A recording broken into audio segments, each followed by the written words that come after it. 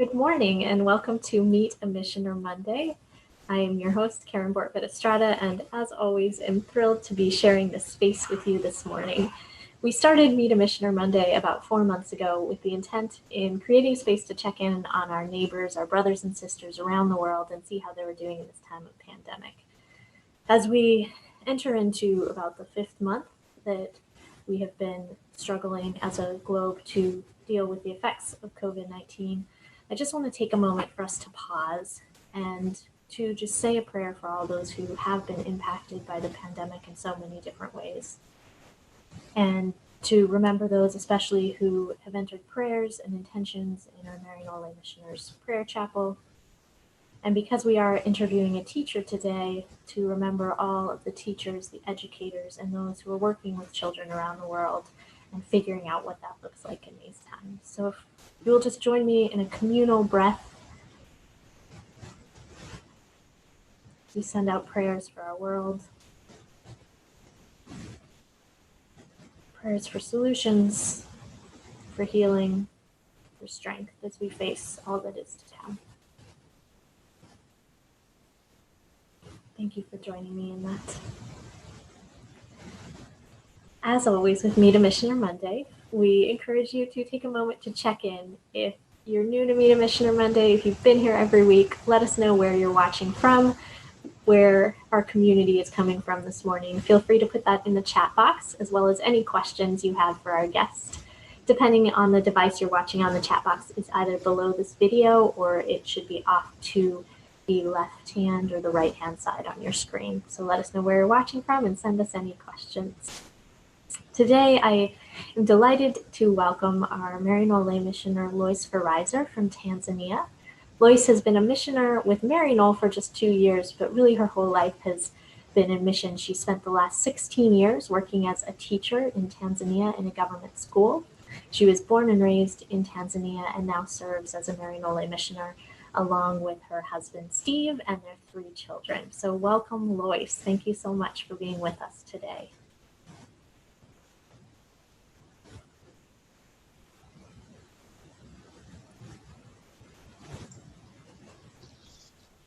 Hi, Karen. Thank you for having me this Monday mission. Yeah, thank you for coming this evening. I should say good evening, I guess, to you, because it's already evening there in Tanzania. Yeah, it's evening here in Tanzania. As we start, I mentioned that you are serving with your family, and I know we have a picture of your family. I'm wondering if you can introduce us to them. Yeah, sure. See if that picture can magically appear for us. I live in Tanzania with my husband, Steve. I live in Tanzania with my husband, Steve Veryser, and my 3 children, Abigail and Justin. They are twins. They will be 12 in coming August.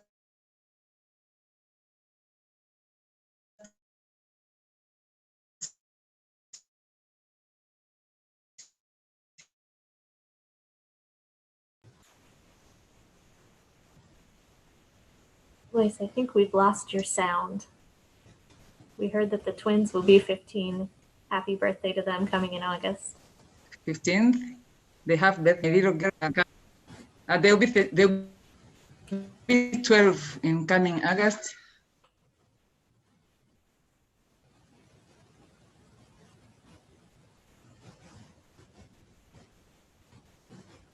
Do you hear me? Yes, I can hear you now. Yeah.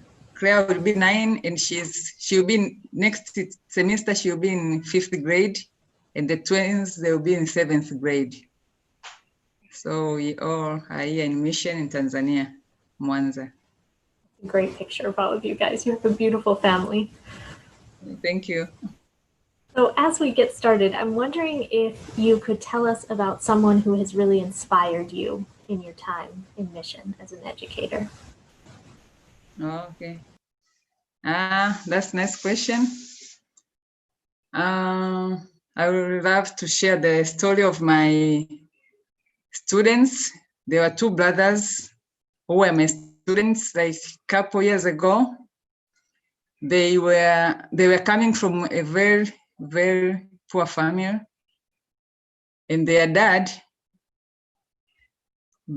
which inspired me was their dad was coming to school most of the time to do the follow-up to see if their sons are coming to school every day. He will come to school if there's parent meetings. He will come to school to take their reports. He was coming to school in his poor condition, like he will have even the different flip-flops, but he didn't care. He was just coming to school for his sons. And the good thing was those two boys, they were not ashamed of their dad. When he comes to school with that condition, they will take him to teachers, they will direct him where he's supposed to be. So that was very good, because most of the students, when they see their parents in that condition, they get ashamed of them. But these two, they were not that. And they continued doing well. They knew what they wanted is maybe to study hard, to pass, and to change the lives of their dad. So they were studying very hard. And the older one finished the school, he continued with studies up to the university, and the second one did the same. Now the older brother is working as a doctor in the big hospital here in Tanzania, Muhimbili. And the young one is an accountant with a CPA. So when now they changed the life of their parents. They built a nice house. Their parents are living in a good condition. So that's the most thing which inspired me. Because if they were maybe ashamed of him, we couldn't know him, but we know him, and now everything's good. That's amazing, and I think speaks to the great math teacher they must have had as a CPA and a doctor. Yeah, they did very well math too. Yeah. So, as I mentioned at the beginning, Loyce is a math teacher and was a math teacher for both those students. So I'm wondering if you can tell me a little bit more about your ministry, about your students and your work. Okay. I work as a teacher in a public school. Here in Tanzania, we call it government school. It's a secondary school, high school, maybe in America you call it high school. It's a secondary school with the kids from 13 to 17 years, most of them, but some are older than that. It's a co-education, boys and girls, and it's a day school. Here in Tanzania, we have boarding schools and day schools. So my school is a day school. The kids come in the morning at 7:15 and they leave at 3 o'clock in the afternoon to go back home. And most of the students I teach, they come from the family with very low income to average income. Most of them, like maybe like 3/4 of the students, they come from very low income, and their parents do the fishing. Maybe they have small businesses, they do manual work. And others who, like maybe 1/4 of the students, their parents come from the average income parents, where maybe they are employed somewhere, or they have like a very little bit big of the business. So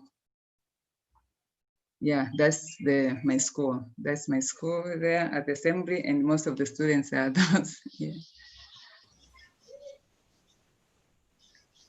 And Loyce, how many students do you have in a class?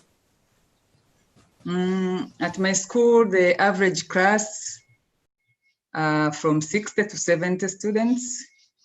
Some of the classes, they're a little bit lower than that, but most of them, they are 60 to 70, and some are more than 70 students. But the class I'm teaching now, they have 65 to 70 students. And I'm teaching in Form 2, which is 10th grade. They are 238 students, and they are in 4 classes. So I have class A, B, and C, and D. So I teach them mathematics. Yeah. It's just incredible to me how large your classes are. Yeah. For those who are just joining us, we are interviewing and talking today with lay missioner Loyce Veryser from Tanzania. If you do have any questions for Loyce, please put those in the comments and we will get to those very soon here. Loyce, here in the United States, COVID-19 really changed what education looks like. How has COVID-19 impacted your school?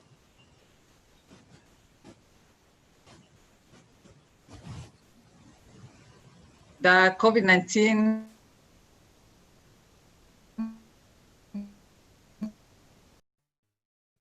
changed a lot to our students. We are going to school and they stop going to school, they miss their friends, and they miss the good thing is we had a family. We have a missioner who had a family very stubborn, so they were spending sometimes more time with them, but other students, they couldn't meet them because they were not allowed to visit anyone, and they were having online learning.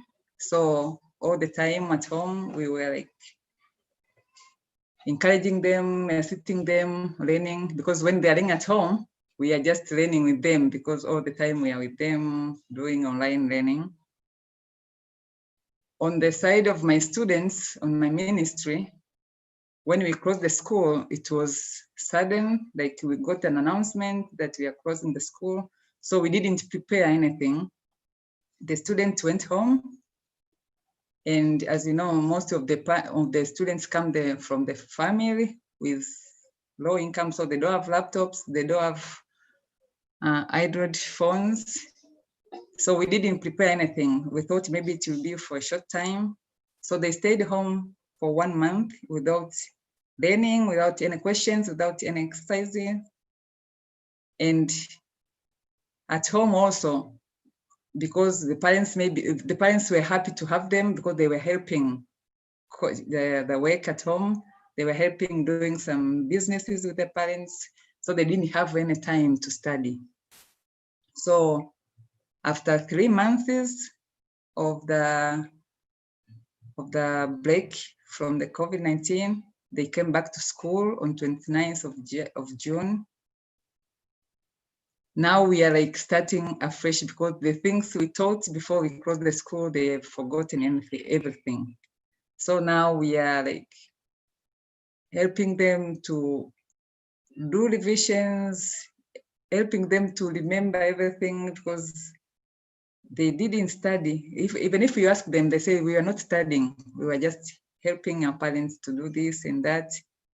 And my class, there's 2 years, like the 12th grade and 10th grade, they will have national examination at the end of November.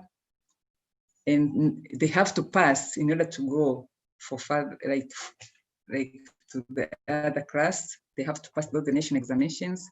So now we are like starting afresh to do the revisions, to give them questions, and to teach what we were supposed to teach until the end of this year. So it really affected us as teachers and affected the students. Sounds like it adds an extra challenge to your job. I am wondering if you could talk a little bit about what are some of the challenges that you face.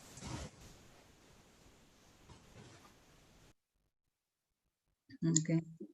The challenges we are facing a lot at my ministry is the students,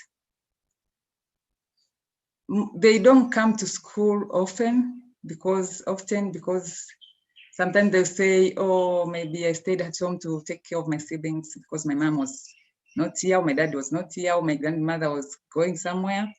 So that is a big challenge to us because if you teach something and the student is not there, so when they come to school, they don't have the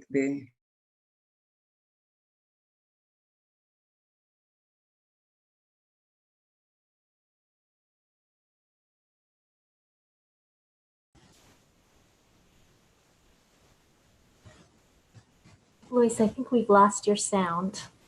I'm not sure if you can hear me. For those watching, thank you for bearing with us. There's always some technical challenges when we're dealing with different internet speeds around the world.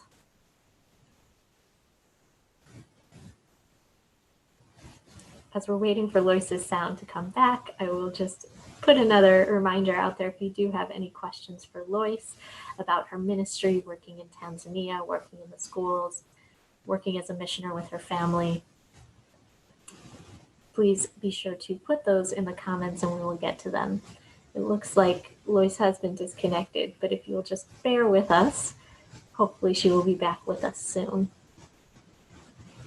While we wait for her, I'm going to just jump. Usually we do some announcements towards the end of our broadcast, but while we wait for Loyce to get back on and get connected again to that internet, I just want to let you know if you are interested in hearing more or learning more about her ministries, you can find links to videos and things she's written at the link that's showing up on your screen right now. We'll also put that in the comments both on Facebook and YouTube, so you can read more about her work. There's a video that features her children and a video that features her work there as well.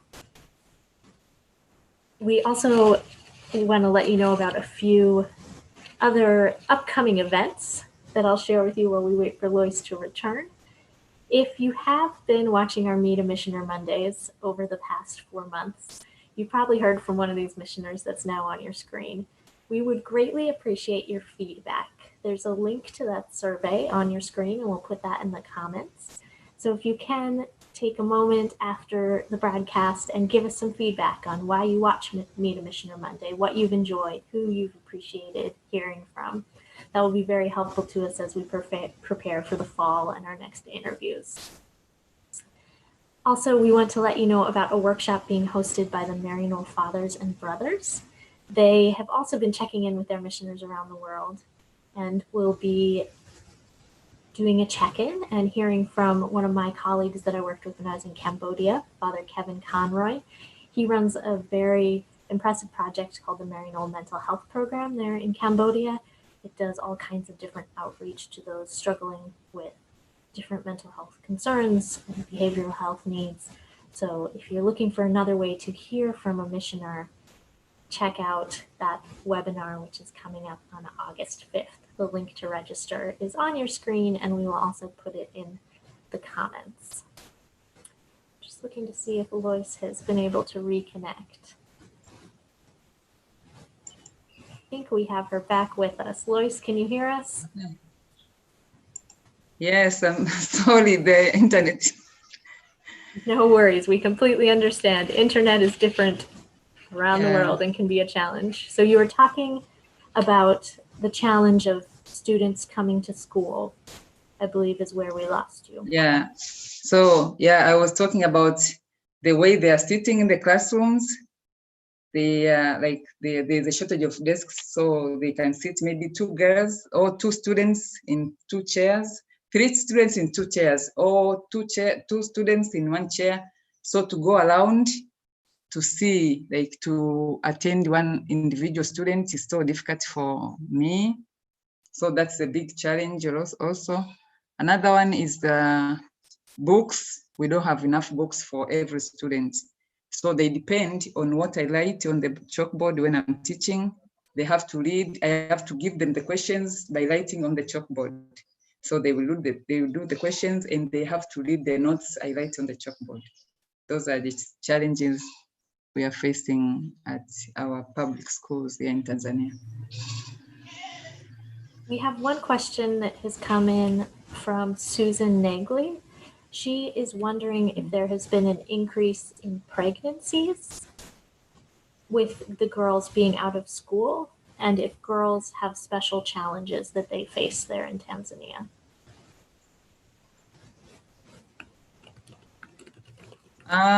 Yeah, we at my school we got three parents came to school to talk with our headmaster that their girls have got pregnant on the COVID-19 break.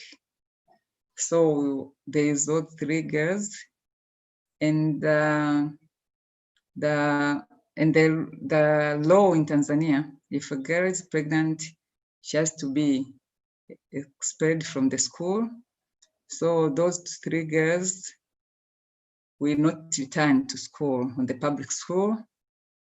If their parents, maybe they have enough money to take them to private school after having their babies, they can go to the private school. But in the government school, if a girl gets pregnant, she has to be expelled from the school. She's not allowed to continue with the education. So those 3 girls who their parents came to report at school that they are pregnant, they won't come back to school. So we have three, like the three girls, their parents came to tell the headmaster that they are pregnant, but we don't know if there's more or not, because sometimes we have dropouts. So there are some who haven't come to school, but we don't know why. That's a harsh consequence for those young women. Yeah. Mm. There was another question that came asking about the effects for students and teachers from COVID-19. I think you've spoke a bit about students, but are there effects that COVID-19 has had on the teachers in Tanzania?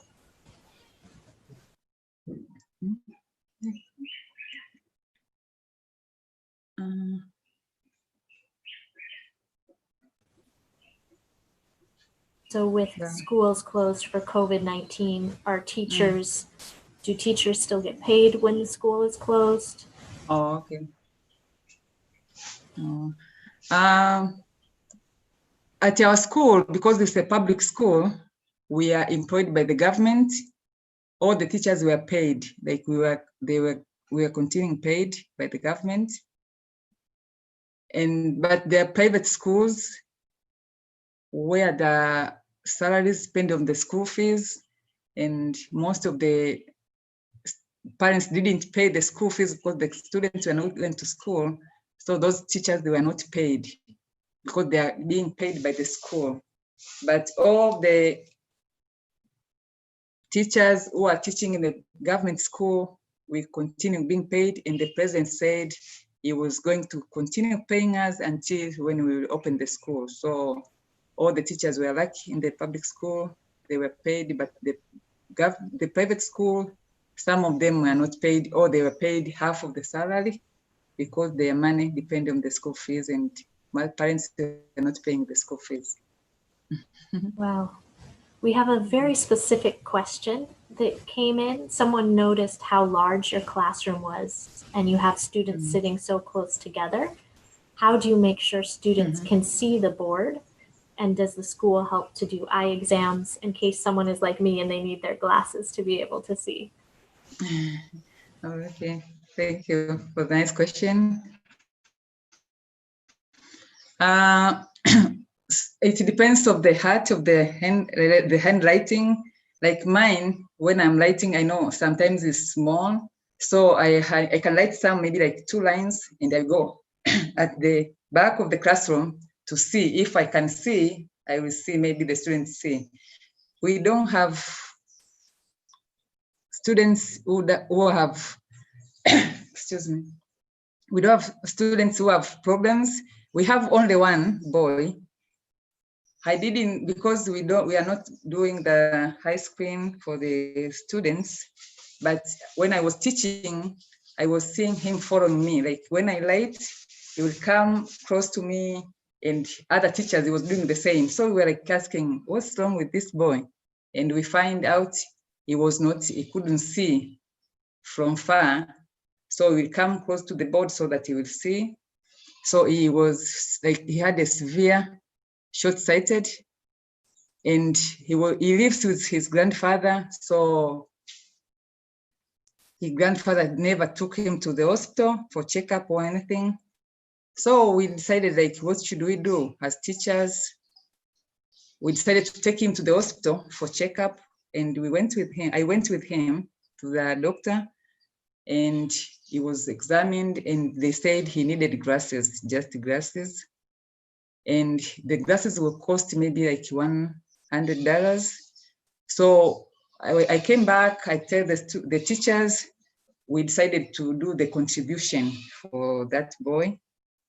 We contributed, teachers and students, even though they don't have enough money, but they contributed those money they were having, and we had enough money to go and buy glasses for him.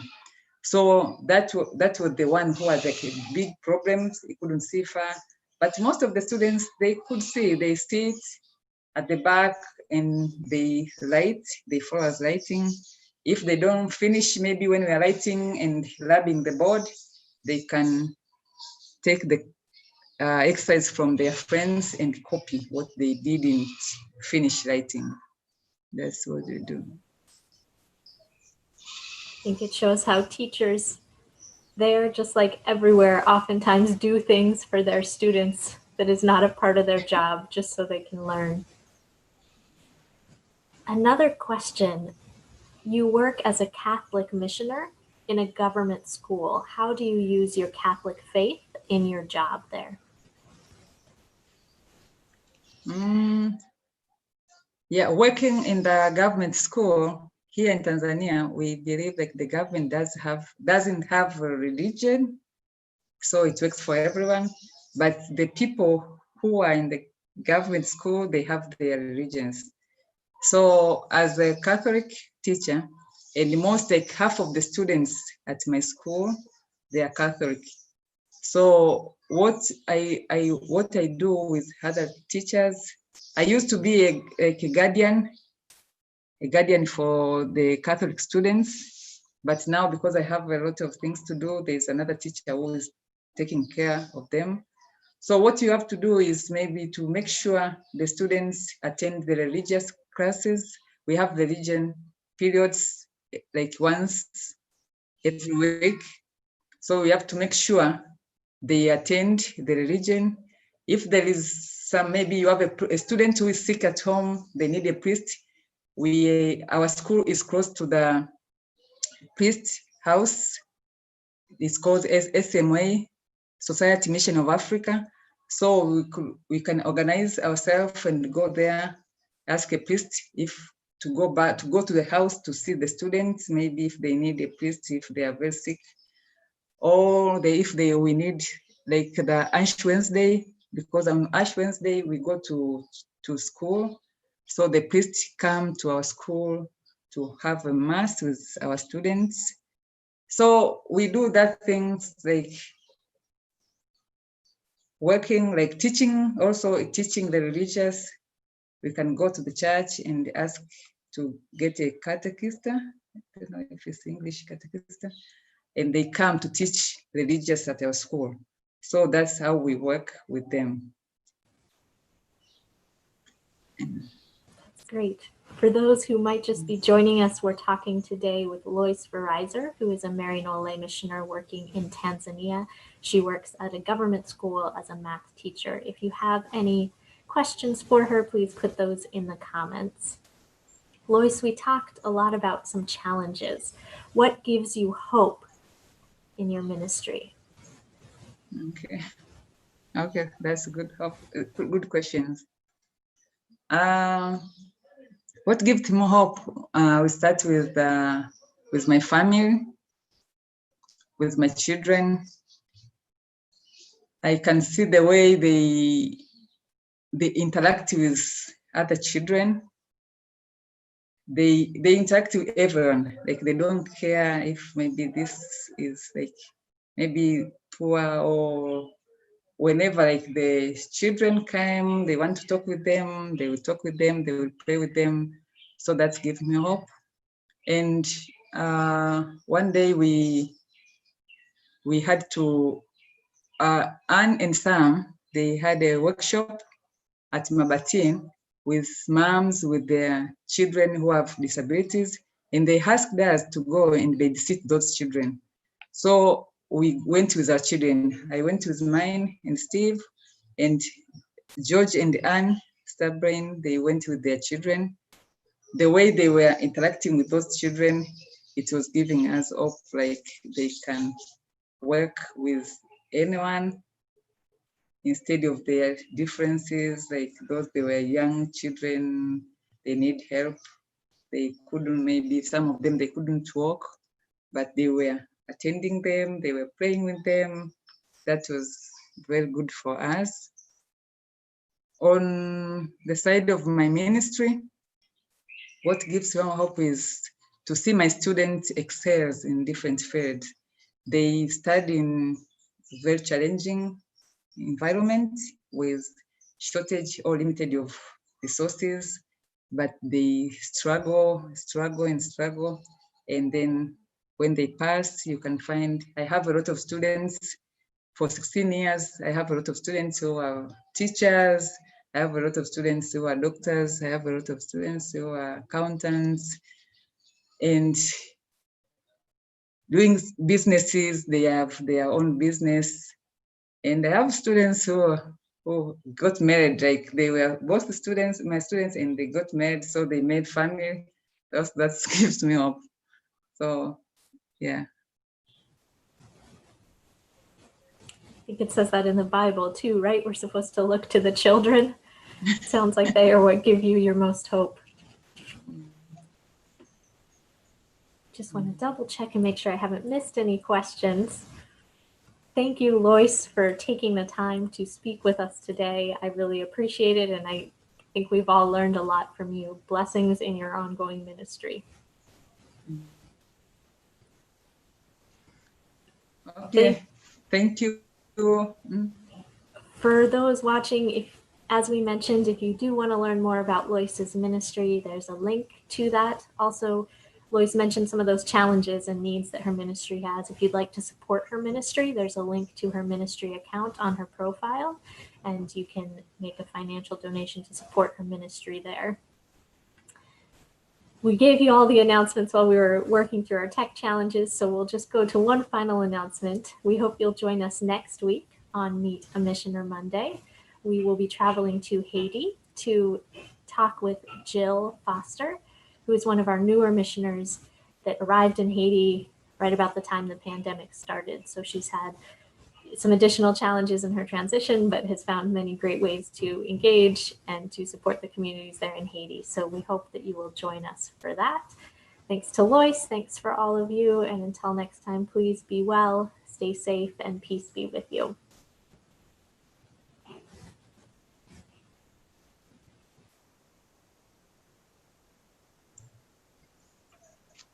Okay, thank you, Karen. Thank you for having me in this Meet a Missioner Monday. And I'm thanking all for watching what I explained. Have a good evening in Tanzania and have a good morning in US.